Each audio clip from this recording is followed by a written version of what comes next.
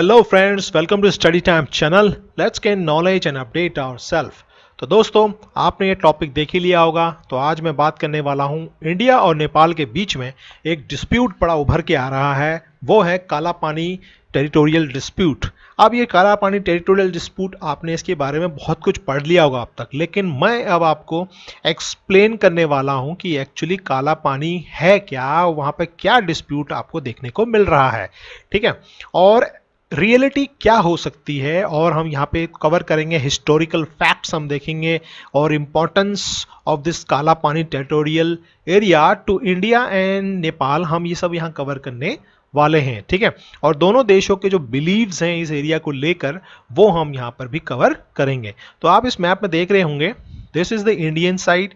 ठीक है, तो ये वाला जो पोर्शन है, ये जो आप देख रहे हैं यहाँ पर, ये है वो डिस्प्यूटेड एरिया, इसे हम कहते हैं काला पानी का एरिया। ठीक है, तो काला पानी टेरिटोरियल डिस्प्यूट में यहां पर एक बात उठ के ये आ रही है कि यहां पर चाइना का भी हाथ हो सकता है। ठीक है, हो भी क्यों ना, क्योंकि अगर आपका पड़ोसी आपसे किसी काम के लिए गुड़ मांगे तो आपको अच्छा लगेगा कि आप उसको मदद कर रहे हैं। ठीक है, लेकिन वही पड़ोसी जब गुड़ की आदत को छोड़ के चीनी मांगने लग जाए तो कहीं ना कहीं दाल में काला हो जाता है कि भाई अब गुड़ को छोड़ के वो चीनी मांग रहा है, और चीनी शब्द थोड़ा सा हाजमे के लिए भी अच्छा नहीं होता।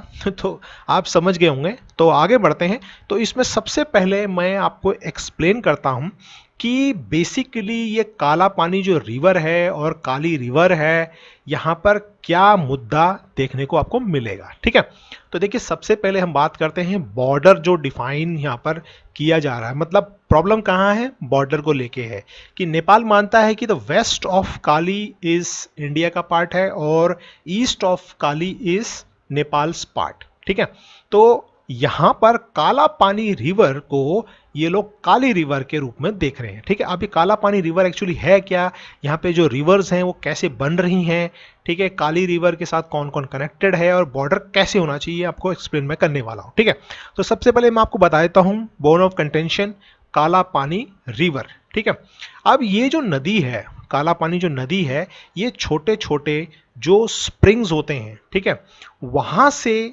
जो पानी बनकर आता है, ठीक है, और ये एक जगह पे इकट्ठा होते हैं, ठीक है, वहां पे ये काला पानी रिवर बनता है। ठीक है, और जो काला पानी जो नदी है, it is one of the head waters of the Kali river. Head water का मतलब जो होता है कि जो पहले जो नदी होती है, ठीक है, मतलब जो मुख्य नदी से पहले जो छोटी छोटी नदियां जो उसमें जुड़ने वाली होती हैं, ठीक है, सोर्स ऑफ वाटर जो होती है वो हेड वाटर के रूप में आपको देखने को मिलती है। ठीक है, तो काला पानी is one of the river, ठीक है, हेड वाटर।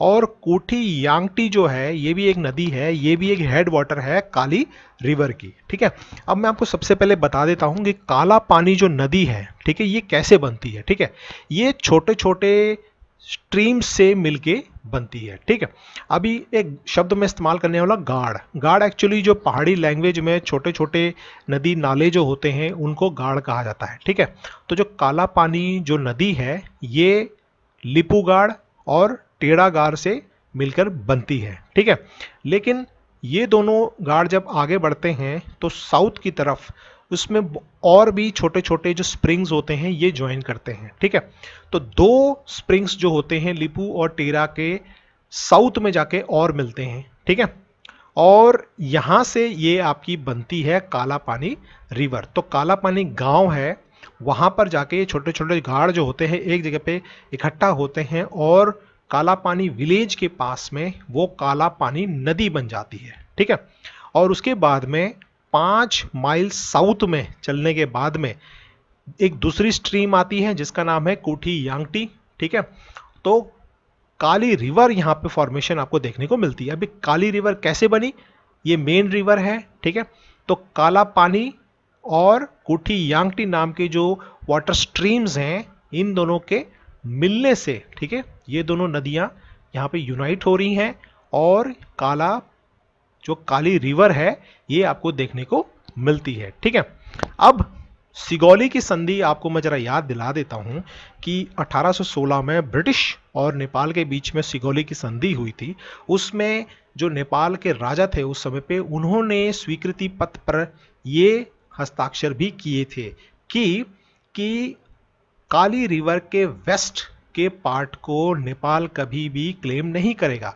तो the east of the Kali river will belong to the Nepal. ठीक है, अब नेपाल के बहुत से जो मत हैं और इंडिया के जो मत है ये मैं आपको बताने वाला हूं। ठीक है, देखिए सबसे पहला जो मत मैं आपको बता रहा हूं, भारत के क्या क्या बिलीव्स हैं। ठीक है, भारत को ये मत है कि जो वाटर शेड्स हैं, ठीक है, India believes that the water shades make the boundary not the काला पानी रिवर। ठीक है, भारत का ये मत है कि ब्रिटिश काल से ही जो ब्रिटिश जो थे वो जो काला पानी नदी है उसका जो कैचमेंट एरिया है वो जहां से शुरू हो रहा है वहां से बॉर्डर बनता है, ना कि काला पानी रिवर बॉर्डर बनाती है। ठीक है, और ये जो प्रथा है 1865 से चलती हुई आ रही है, ऐसा मानना है इंडियन साइड का। ठीक है, और उसके बाद में जो काला पानी एरिया है, इंडिया साइड ये मानती है कि काला पानी एरिया जो है वो पिथौरागढ़ डिस्ट्रिक्ट का पार्ट रहा है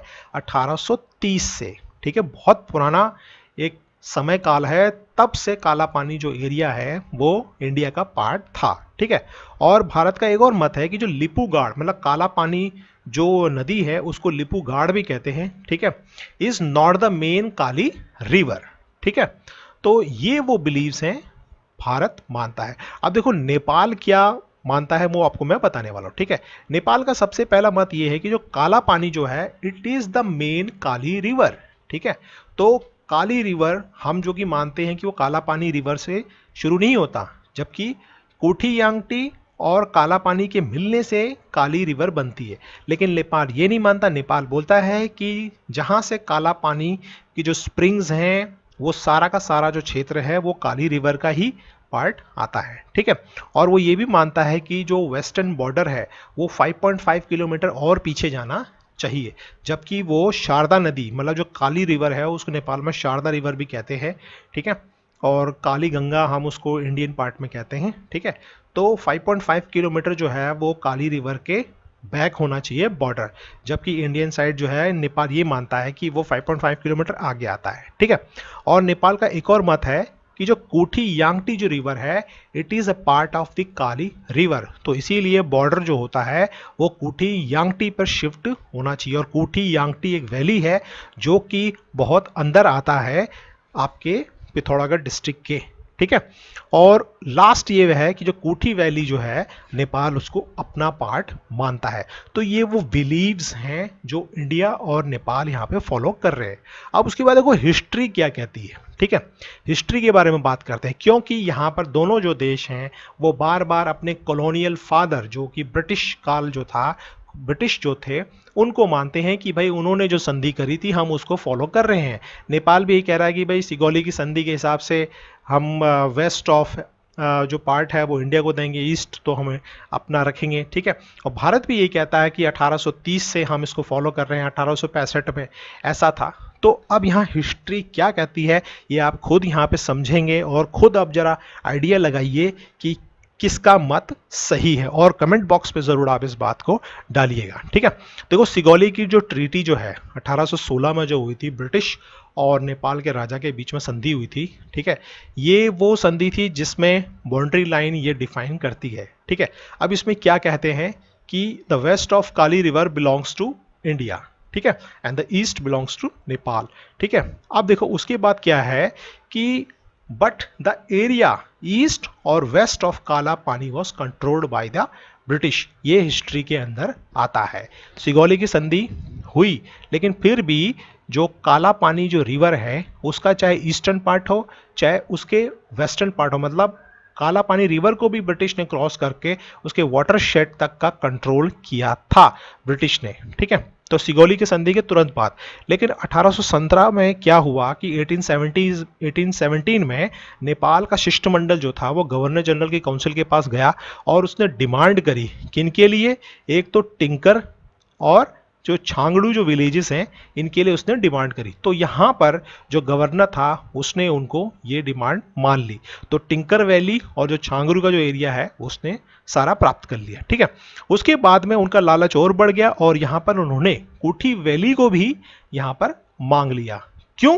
क्योंकि वो ये मानते थे कि जो कूठी जो रिवर है, कूठी यांगटी जो रिवर है वो नेपाल का पार्ट है। ठीक है, उनकी ये डिमांड थी।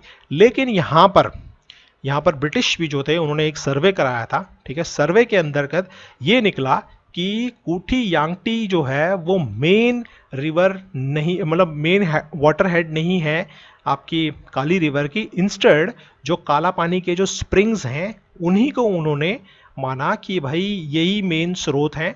तो इसीलिए कूठी यांगटी और या फिर कोठी वैली जो है वो आपको नहीं मिल सकती है। ठीक है, अब उसके बाद हिस्ट्री में ये भी कहा गया है कि 1865 में ब्रिटिश जो सैनिक जो थी, ब्रिटिश जो सेना थी, उसने अपनी बाउंड्री को शिफ्ट भी किया था। कहां तक शिफ्ट किया था? The water shades of the काला पानी रिवर तक। ठीक है, तो 1865 से आप कह सकते हैं कि जो ब्रिटिश जो साम्राज्य जो था वो काला पानी रिवर को क्रॉस करके उसके वाटरशेड तक जाता है। फॉर एग्जांपल देखिए, जैसे ये रिवर है, ठीक है, और यहाँ पर ये आपका बाउंड्री है। ठीक है, ये काला पानी रिवर है और ब्रिटिश जो है वो इसको भी क्रॉस करके मान लेते हैं कि यहाँ तक आपके वाटरशेड आते हैं। ठीक है, तो 1865 में सिचुएशन ये थी कि इस काला पानी रिवर को भी क्रॉस करके अंग्रेज यहां तक आ रहे थे। ठीक है, तो ये वाटरशेड का पार्ट, तो यहां तक बाउंड्री लाइन मानी गई। ठीक है, उसके बाद में क्या है कि तब they believe that the area about the spring was not included in the treaty of Sugauli. तो ब्रिटिश का ये मानना था कि जो स्प्रिंग्स हैं, उसके नीचे जो नदी बह रही है, वो वहीं तक हम बाउंड्री लाइन मानेंगे, लेकिन उसके ऊपर का जो एरिया, ऊपर कौन से हाइट वाला जो एरिया, सबसे एडवांटेज ब्रिटिश को यही मिल रहा था कि वो माउंट आपी नाम का एक क्षेत्र था, बहुत अच्छी हाइट थी इसकी, 6000 फीट तक की हाइट आपको देखने को मिलती है। ठीक है, तो वहां से वो तिब्बत के बहुत बड़ी एरिया को कवर कर रहे थे। तो उन्होंने 1865 में ये डिफाइन किया कि वाटरशेड तक का बॉर्डर हम मानेंगे, और जो स्प्रिंग्स जो हैं उनको उन्होंने ट्रीटी ऑफ सिगोली के अंदर इंक्लूड नहीं किया। तो ये सब हिस्टोरिकल फैक्ट्स हैं जो मैं आपको बता रहा हूं। ठीक है, और ये आपको और भी सर्च करेंगे तो आपको देखने को मिलेगा। अब देखिए इसकी इंपॉर्टेंस क्या है, इस काला पानी टेरिटरी की क्या इंपॉर्टेंस है कि इंडिया वहाँ तक रोड बना रहा है और जिसको अब नेपाल भी अपना क्षेत्र मानने लग गया। ये तो बेसिक सी बात है कि भाई नेपाल के ऊपर हो सकता है कहीं से कोई दबाव हो। क्यों? देखिए, द काला पानी is controlled by the ITBP since 1962 Indo China war. और जब इंडो चाइना वॉर हुआ था तो वहाँ पर नेपाल ने भी रिक्वेस्ट करी थी इंडिया से कि वो नॉर्दर्न बॉर्डर को प्रोटेक्ट करे।